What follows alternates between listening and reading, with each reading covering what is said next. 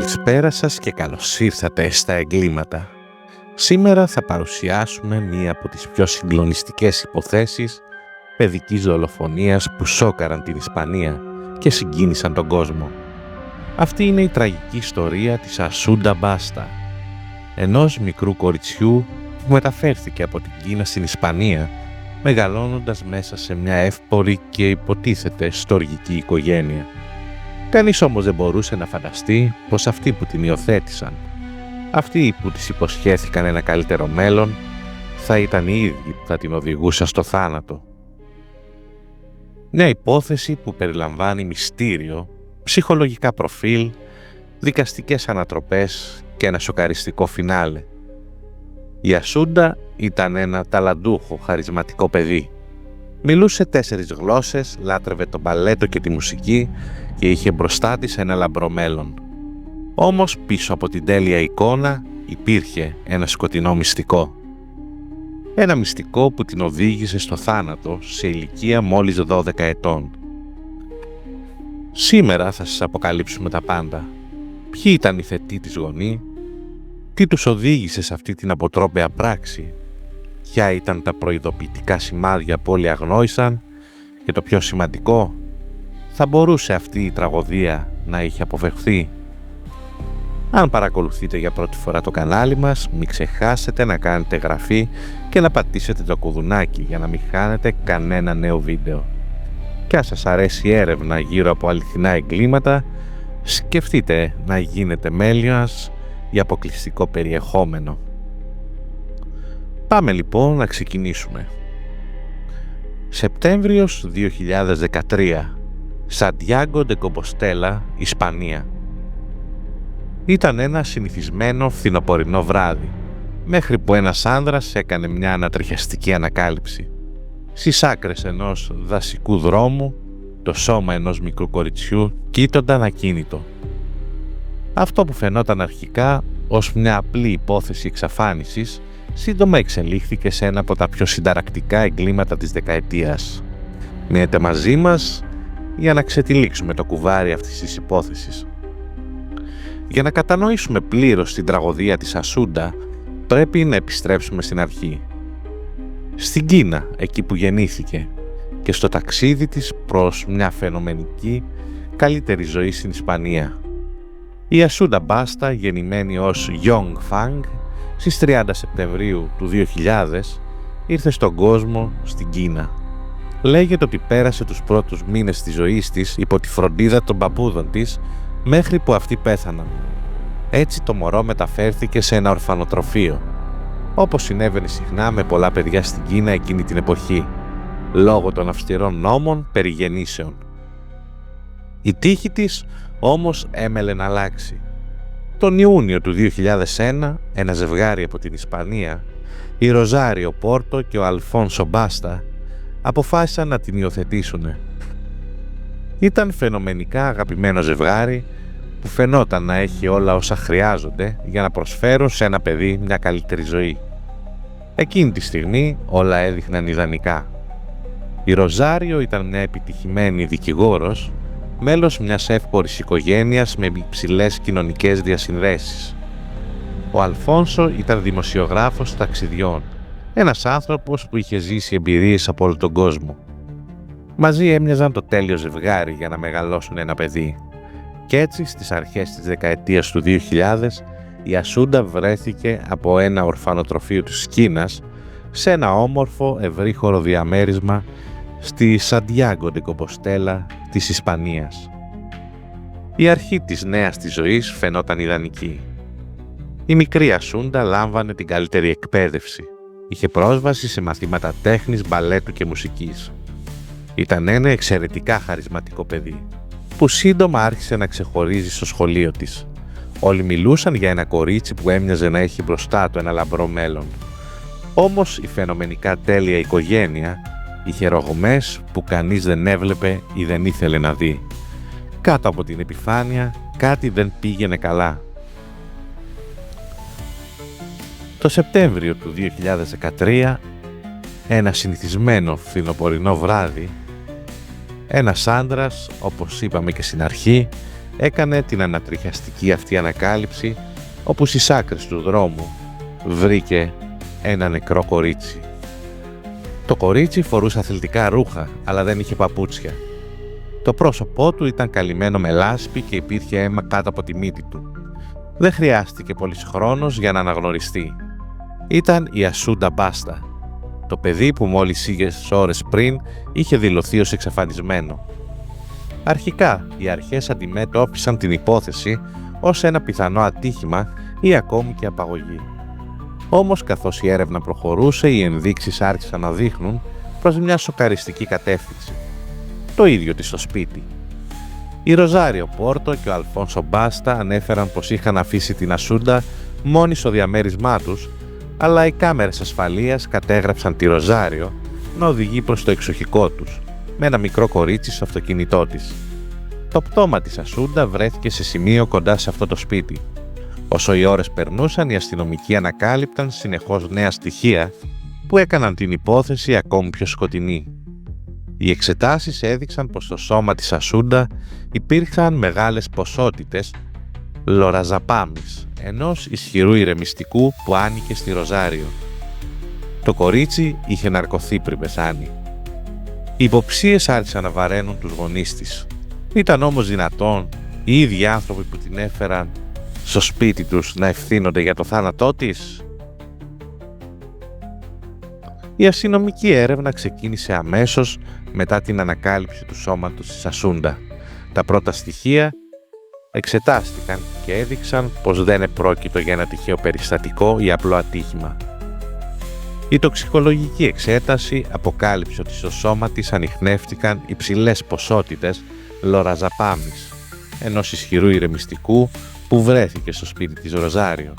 Το γεγονός αυτό υπέδειξε ότι η Ασούντα είχε ναρκωθεί πολύ πριν το θάνατό της.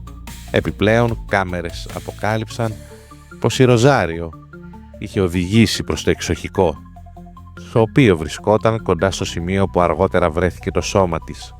Αυτό αντικρούει στον ισχυρισμό της πως η κόρη της βρισκόταν μόνη στο διαμέρισμα εκείνο το βράδυ. Η έρευνα των αρχών αποκάλυψε επίσης υποψίες για προμελετημένη κακοποίηση, καθώς καταγράφηκαν πολλές αναφορές από εκπαιδευτικούς ότι η Ασούντα φαινόταν εξαντλημένη ή ακόμα και νησταγμένη σε μαθήματα, γεγονός που πιθανώς σχετίζεται με προηγούμενη χρήση του ίδιου ναρκωτικού. Τα αποδεικτικά στοιχεία συνέθεταν ένα ολοένα και πιο ανησυχητικό παζλ, το οποίο έθετε τους θετούς γονείς της στο επίκεντρο των ερευνών. Κάθε έρευνα των αρχών προχωρούσε και ένα νέο κομμάτι του παζλ άρχιζε να αποκαλύπτεται. Το ψυχολογικό προφίλ των γονιών της Ασούντα, της Ροζάριο Πόρτο και του Αλφόνσο Μπάστα άρχισαν να ξεδιπλώνονται. Η Ροζάριο Πόρτο προερχόταν από μια ισχυρή και εύπορη οικογένεια της Ισπανίας. Ήταν μια φιλόδοξη γυναίκα που από μικρή ηλικία προσπαθούσε να ανταποκριθεί στις υψηλές προσδοκίες των γονιών της. Ωστόσο, σύμφωνα με ψυχολόγους που ανέλυσαν τη συμπεριφορά της, έδειχνε χαρακτηριστικά ναρκισσιστικής διαταραχής προσωπικότητας. Ήθελε να παρουσιάσει στον κόσμο την εικόνα της τέλειας γυναίκας, της τέλειας μητέρας, του τέλειου ατόμου, και όποιος ή ό,τι απειλούσε αυτή την εικόνα έπρεπε να εξαλειφθεί. Ο Αλφόνσο Μπάστα, από την άλλη, περιγραφόταν από τους φίλους του ως πιο εσωστρεφής, αλλά επίσης αρκετά παθητικός. Ενώ ήταν δημοσιογράφος ταξιδιών και φαινομενικά είχε μια ενδιαφέρουσα ζωή, οικονομικά δεν ήταν το ίδιο επιτυχημένος. Η σχέση του με τη Ροζάριο χαρακτηριζόταν από ανισορροπία και εκείνη ήταν η κυρίαρχη δύναμη, ενώ εκείνος ακολουθούσε. Ωστόσο, ορισμένες αναφορές υποδεικνύουν ότι ο Αλφόνσο δεν ήταν απλώς ένας παθητικός θεατής. Στην πραγματικότητα, η έρευνα αποκάλυψε πως είχε κατηγορηθεί στο παρελθόν για βίαιη συμπεριφορά, αν και αυτές οι κατηγορίες δεν είχαν οδηγήσει σε καταδίκη. Κατά τη διάρκεια της ανάκρισης, οι γονείς της Ασούντα έδειξαν ασυνήθιστη ψυχρότητα.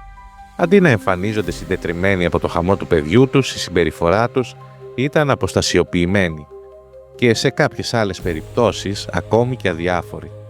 Μάλιστα, σε κάποια στιγμή η Ροζάριο φάνηκε να προσπαθεί να χειραγωγήσει τις αρχές χρησιμοποιώντας τη νομική της εμπειρία, για να αποπροσανατολίσει την έρευνα.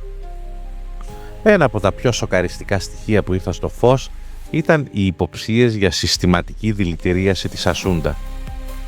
Οι ιατροδικαστικές εξετάσεις έδειξαν ότι δεν ήταν η πρώτη φορά που το παιδί είχε λάβει λοrazepam. Στην πραγματικότητα, φαινόταν πως είχε εκτεθεί σε μικρές δόσεις του φαρμάκου για αρκετούς μήνες πριν από τη μοιραία νύχτα. Αυτό έκανε τους ανακριτές να αναρωτηθούν μήπως η δολοφονία της Ασούντα ήταν προσχεδιασμένη πολύ νωρίτερα από όσο φαντάζονταν κανείς. Καθώς οι ειδικοί αναλύουν τη δυναμική μέσα στην οικογένεια, αρχίζουν να σχηματίζουν μια ζωφερή εικόνα. Μια μητέρα με πιθανή διαταραχή προσωπικότητας, ένας πατέρας που δεν αντιστέκεται και ένα παιδί που βρέθηκε στη μέση ενός επικίνδυνου περιβάλλοντος. Με βάση τα στοιχεία της υπόθεσης, οι ερευνητές και οι ειδικοί προσπαθούν να απαντήσουν σε ένα από τα μεγαλύτερα ερωτήματα. Για ποιο λόγο οι γονείς της Ασούντα να θελήσουν να της κάνουν κακό? Μία από τις θεωρίες που προτάθηκαν ήταν το οικονομικό όφελος. Η Ροζάριο προερχόταν από μια πλούσια οικογένεια και έχει κληρονομήσει μια σημαντική περιουσία. Ωστόσο, τα οικονομικά της προβλήματα άρχισαν να αυξάνονται μετά το διαζύγιό της με τον Αλφόνσο. Κάποιοι ερευνητές πιστεύουν ότι η δολοφονία της Ασούντα μπορεί να συνδέονται με οικονομικούς λόγους, καθώς η Ροζάριο ήταν η βασική δικαιούχος της περιουσίας που είχε απομείνει. Μια άλλη θεωρία που έχει προσελκύσει το ενδιαφέρον των εγκληματολόγων αφορά την ψυχολογική κατάσταση της Ροζάριο. Όπως αποκαλύφθηκε από ψυχολόγους και μάρτυρες, η Ροζάριο είχε μεγάλες συναισθηματικές διακυμάνσεις και μια έντονη αιμονή με τον έλεγχο. Υπήρχαν αναφορές ότι θεωρούσε την κόρη της ανταγωνιστική και αισθανόταν απειλή από την ακαδημαϊκή και κοινωνική επιτυχία της.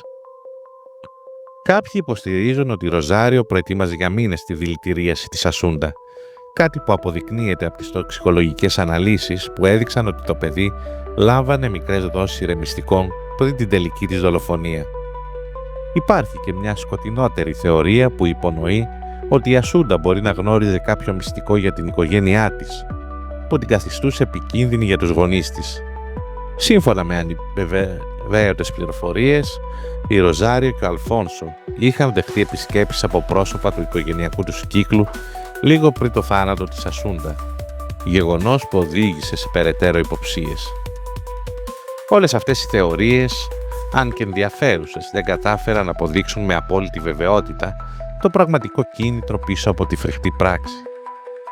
Το μόνο σίγουρο είναι ότι η Ασούντα Μπάστα έπεσε θύμα μιας τραγικής και αδιανόητης οικογενειακής προδοσίας. Η υπόθεση της Ασούντα δεν ήταν μόνο μία από τις πιο αποτρόπες που συγκλώνησαν την Ισπανία, αλλά αποτέλεσε και μία από τις πιο πολύκροτες δίκες της δεκαετίας. Η δίκη ξεκίνησε τον Οκτώβριο του 2015 και διήρκησε περίπου έναν μήνα. Η κοινή γνώμη είχε στραμμένο το βλέμμα της στην αίθουσα του δικαστηρίου, καθώς τα μέσα ενημέρωσης κάλυπταν λεπτό προς λεπτό τις αποκαλύψεις και τις μαρτυρίες.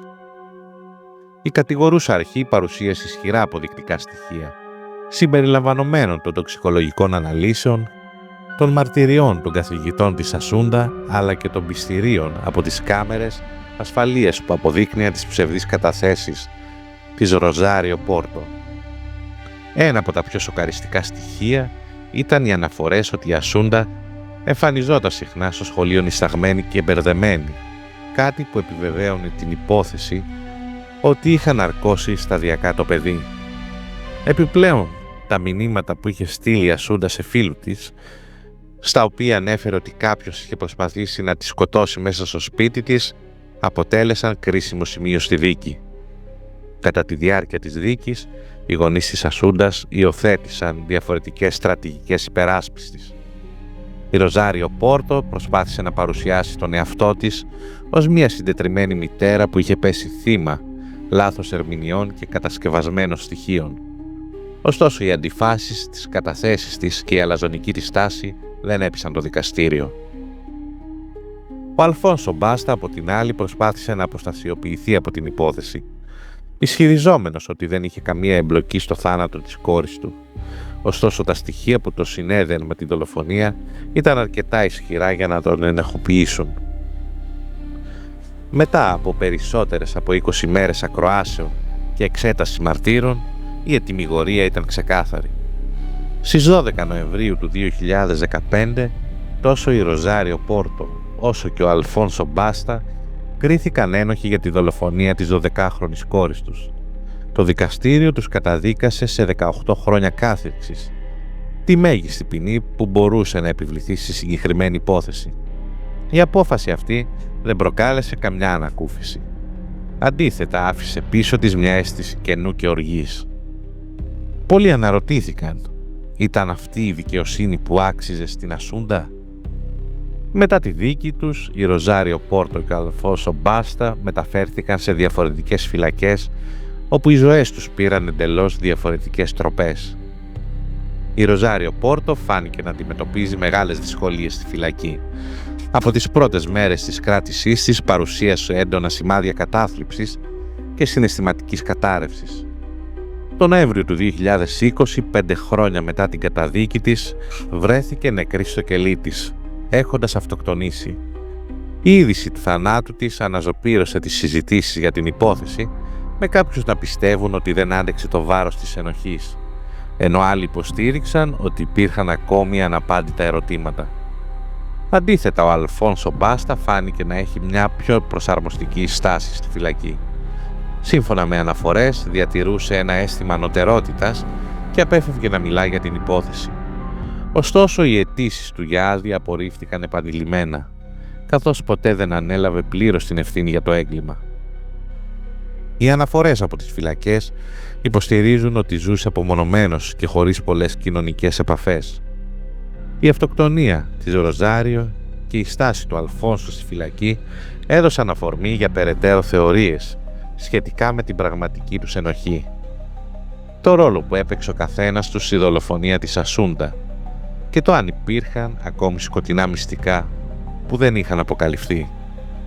Η υπόθεση της Ασούντα Μπάστα παραμένει μία από τις πιο συγκλονιστικές τραγωδίες στην ιστορία της Ισπανίας, αφήνοντας πίσω της ένα αναπάντητο ερώτημα. Γιατί? Η υπόθεση της Ασούντα άφησε ανεξίτηλο το στίγμα της στην ισπανική κοινωνία και στο σύστημα δικαιοσύνης. Πέρα από τη φρίκη της ίδιας της δολοφονίας, προκάλεσε έντονες συζητήσεις σχετικά με την προστασία των παιδιών, την ευθύνη των αρχών και τα ψυχολογικά προφίλ των γονέων που διαπράττουν εγκλήματα εναντίον των παιδιών τους. Η τραγική της ιστορία χρησιμοποιείται πλέον ως σημείο αναφοράς σε εγκληματολογικές αναλύσεις και έχει αναδειχθεί ως μία από τις πιο ανατριχιαστικές υποθέσεις παιδοκτονίας στην Ισπανία. Τα μέσα μαζικής ενημέρωσης και το κοινό δεν σταμάτησαν να αναζητούν απαντήσεις για το γιατί. Μέσα σε αυτή την υπόθεση φάνηκαν οι αδυναμίες του συστήματος. Παρά τις ενδείξεις ότι κάτι δεν πήγαινε καλά, κανείς δεν μπόρεσε να αποτρέψει την τραγωδία. Η ιστορία της Ασούντα έγινε μια υπενθύμηση για το πόσο σημαντική είναι η κοινωνική επαγρύπνηση και η προστασία των παιδιών. Τέλος, αυτή η υπόθεση αφήνει πίσω της μια σκοτεινή κληρονομιά, αλλά και ένα μάθημα, ότι μερικές φορές το κακό δεν έρχεται απ' έξω, αλλά από εκεί που δεν το περιμένουμε, από τους ανθρώπους που θα έπρεπε να μας προστατεύουν περισσότερο.